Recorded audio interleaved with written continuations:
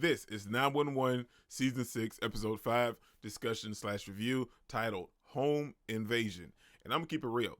This ain't going to end up in no 911 Hall of Fame. Episode was a little rocky. Let's talk about it. Live life for the fight, yeah, I'm here to get it. I got drive, got sight, always have a vision. I go by at night, I be in my feelings, I'm a big fight. This episode was kind of hit or miss for me, if I'm being honest. I mean, the overall plot for this episode, along with the title, being Home Invasion, that aspect was good. But like the back half of this episode and everything else, it felt like they just threw it together and it felt really rushed, in my opinion. At least for me, that's how it felt. Now, the episode started off where we see this lady, she gets woken up and we find out that she thinks her house is being burgled, and Josh takes his 911 call from her. And long story short, she decides to leave her house instead of stay safe in her room and lock the doors or something. And she goes downstairs and she slips and falls and breaks her pelvis. And there was no burglary. There was a raccoon. Now, immediately the next day after that, we also see that the exact same house is being broken into yet again. But this time someone was home and someone got injured, which happens to be her husband because he got shot by the intruders. Now, we see that Detective Ramiro and Athena are both working this case because Athena answered the 911 call for the burglary last night, and Detective Ramiro answered it, because someone was shot on the previous day. Now, both are working the case, and we see that it is very rare for a house to be burgled in one night and then, even though it was a mistake, and then turn around being burgled the next day. So they really kind of dug into the paperwork, and they saw that a lot of the burglaries in that neighborhood and a lot of other fancy neighborhoods have all been done in the same kind of manner, done during the daylight, broad day, nobody's at home. And they end up tracking it to the 911 call center, because they were the only ones that had the same kind of instances where everything kind of linked up on all these calls. Now, they were all initially answered by a bunch of different people, but we see that they were all checked again by Maddie. Now, we know that Maddie's not stealing or robbing from houses. So that only led one person. And I mean, of course, it's going to be the new person in the call center. I mean, we knew it wasn't none of the other people. They've already been established. We've trusted them. They're friends now. So long story short, it was Noah. Now, he had, let him tell it, a legitimate reason for doing this. His stepfather borrowed some money. He needed to pay it back. He didn't have it, and they threatened his mom, so he decided to give to people. Well, he didn't decide. They kind of just worked together with this whole thing, because he's not innocent in this, man, because he made the choice to actually do it. So he worked with these people, and he gave them the houses where he knew people weren't going to be home, because he checked it with Maddie's login access code, and they started robbing these houses. Now, I never trusted this dude, if I'm just being honest. I mean, he was just too nice. He was always bugging Maddie, asking questions about this and that and the other. Like, something was off about this Noah guy. In my opinion, it just felt real suspicious.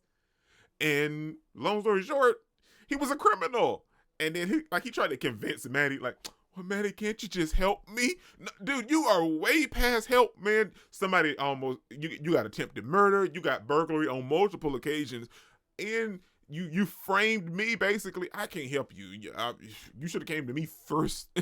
But that was the whole plot. That was the title of the episode. All that kind of wrapped up in a nice little pretty bow. And that was entertaining. The rest of the episode, we see that May made an appearance. And I called that from the jump from episode 1. Her going to college, she was definitely going to eventually pop back up. And we'd see her every now and then. But we see that May and Athena both are allergic to Hoover. So Bobby decides to get rid of Hoover. He gave Hoover to Hen, and then Denny was just all excited. Oh, it's a dog. And we see that Hoover was, he wasn't letting Hen and them have a wonderful night. He wasn't doing nothing. He was all over the bed. He was tearing up their house, chewing the baseboards. And then we see that he got to go. So Hen passed him off to Eddie. Eddie passed him off to Buck. And now all of that was funny, but I just felt like they threw that in there because they had wrapped up the plot, and they really didn't know what else to do, in my opinion. We got the stuff going on with Maddie and Chimney and their nanny, which was a little funny, but like, I just really wasn't feeling this episode, man. Like, the plot I loved, and then we even got the whole aspect with Hen, and her taking her her practical exam. I feel like all the practical exam, the stuff with Hoover, and even like the stuff with Maddie and their nanny or whatnot, all that was just kind of thrown in there as extra. You know what I'm saying? Like, because they handled the plot of this episode, and the cases this episode, all those were great, and that's why we love the series. But all that got handled relatively early, so they really didn't have anything to do to fill that extra void of what, roughly maybe 9 to 10 minutes. And no, I think it was a little more than that. Maybe 10 or 11 minutes, and we get to see Hen doing all this medical stuff, which is great.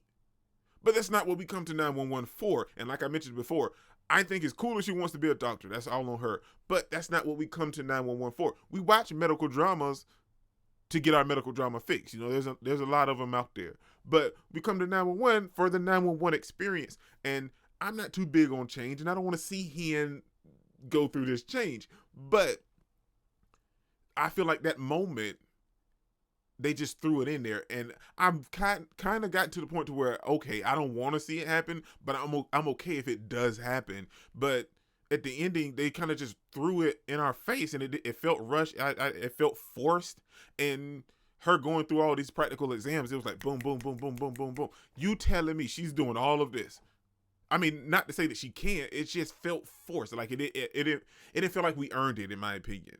And at the end of the episode, we see them having a celebration for Hen. You know, she's all reminiscing, like, "Oh, I'm gonna miss you guys." And I get that, because it is a little sad. But is she leaving? I don't know, man. Because like, even if she works at the hospital, how is that gonna kind of coincide with the actual episode? We know that she's gonna leave the firehouse. That's a given. She's a doctor now.